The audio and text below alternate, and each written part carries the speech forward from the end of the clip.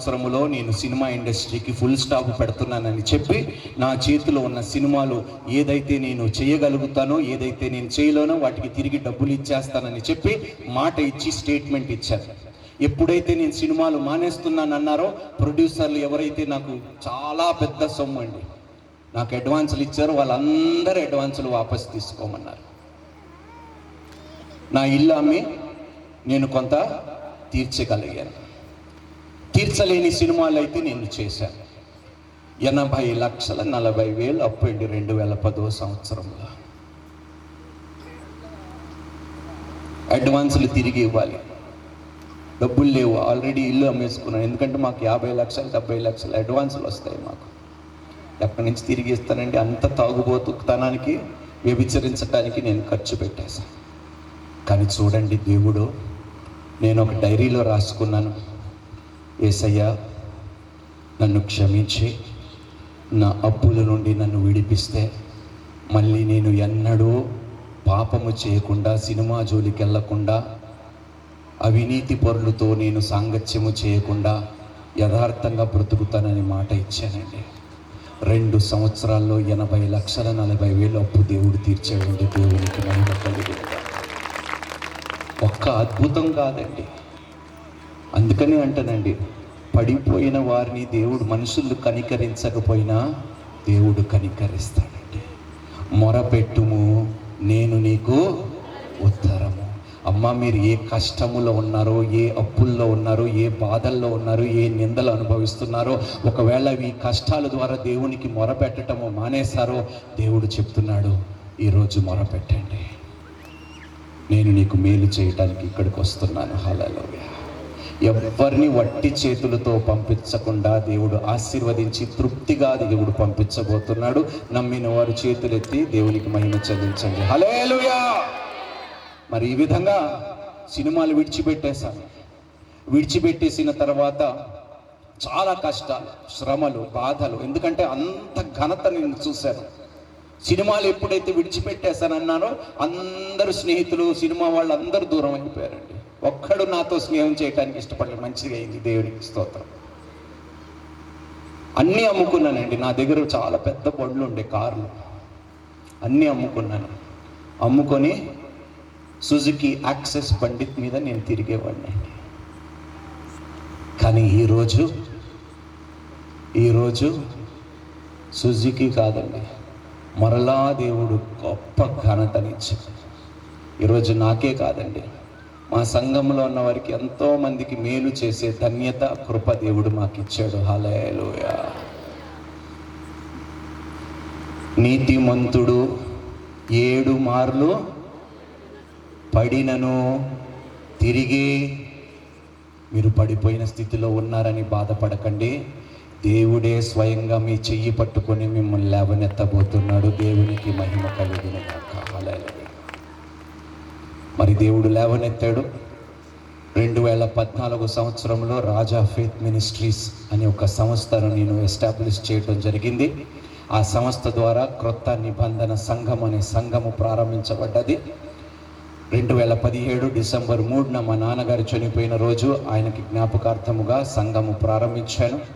2017 December మొదలుకొని ఈ December 3న 6 సంవత్సరాలు పూర్తి చేసుకోబోతున్నాము. దేవునికి మహిమ కలుగునుగాక. 12 మందితో ప్రారంభించిన సంఘము ఇప్పుడు 600 మందితో దేవుడు ఆదరిస్తున్నాడు. హల్లెలూయా. నిజంగా చెప్తున్నానండి, దేవునికి అసాధ్యమైనది ఏదీ లేదు. అంత నీచమైన స్థితిలో, పాపిష్టి స్థితిలో, అపవిత్రమైన స్థితిలో ఉంటుండగా కూడా నేను ఆ దేవునికి మొరపెట్టినప్పుడు మరలా నా వైపు కనికరముతో చూసి పెంట కుప్పలో నుండి దేవుడు లేపి మంచి సింహాసనం మీద కూర్చొని పెట్టాడండి. హల్లెలూయా. ఎంతమంది నమ్ముతున్నారండి నా బ్రతుకుని కూడా రాజా లాంటి బ్రతుకుగా మార్చబోతున్నాడని? ఎంతమంది నమ్ముతున్నారు? చేతులు ఎత్తండి. హల్లెలూయా. అలాగే చేతులెత్తి ఉంచండి, ప్రార్థన చేద్దాం. ఈరోజు సంఘమే కాదండి, దేవుడు నేను ప్రార్థించినప్పుడు ఒక చక్కటి భార్యనిచ్చాడు. గుణవంతురాలైన, జ్ఞానవంతురాలైన భార్య నాకు ఇచ్చాడు. నా కోసం ఎడతెగక ప్రార్థన చేసే భార్యనిచ్చారు. నేను నా భార్యని పెళ్లి చేసుకున్న మొదటి రోజు, ఆ రోజు రాత్రి అడిగాను, నువ్వేమనుకోకపోతే నేను ఒక మాట అడుగుతానే అన్నాను. ఏమిటండి అన్నది. నాకు 7 పిల్లలు కావాలన్నాను. ఆమె గుండె ఆగిపోయింది. మీదేం పోయిందండి, మోసేది కనేది పెంచేది మేమే.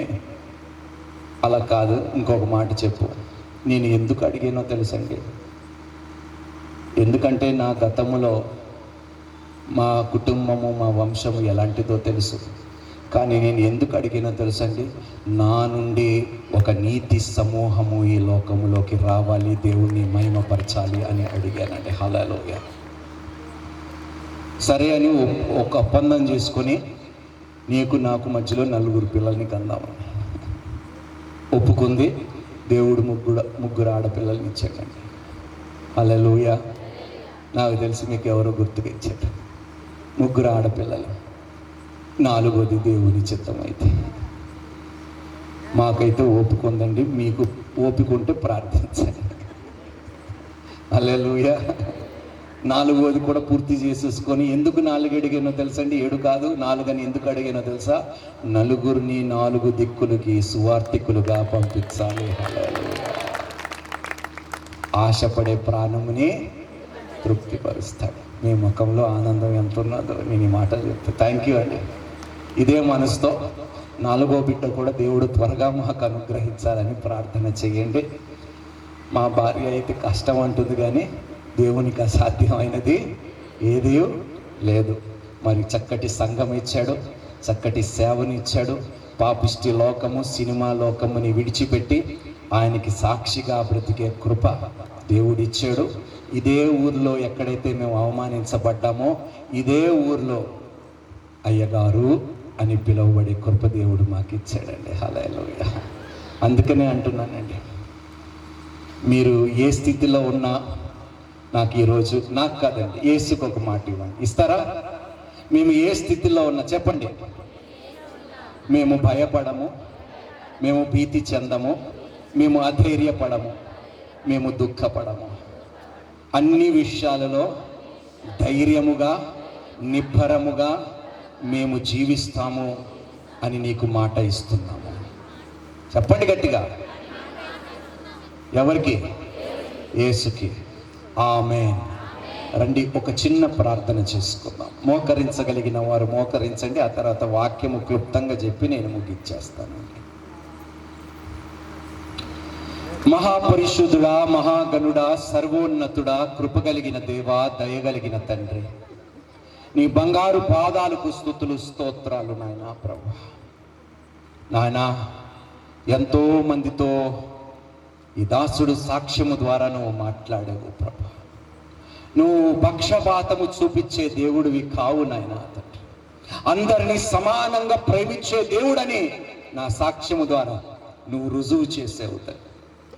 నీచులని ప్రేమించి నాయనా నీ పక్కన కూర్చోబెట్టిన మనసు కలిగిన గొప్ప దేవుడు అని రుజువు చేసావు నాయనా. నీకు స్తోత్రాలు ప్రభా. ఇక్కడున్న నాయనా తల్లులు, తండ్రులు, చెల్లెలు, అక్కలు, తమ్ముళ్ళు, అన్నలు, చిన్నవారిని బట్టి నాయనా ప్రార్థిస్తున్నాను.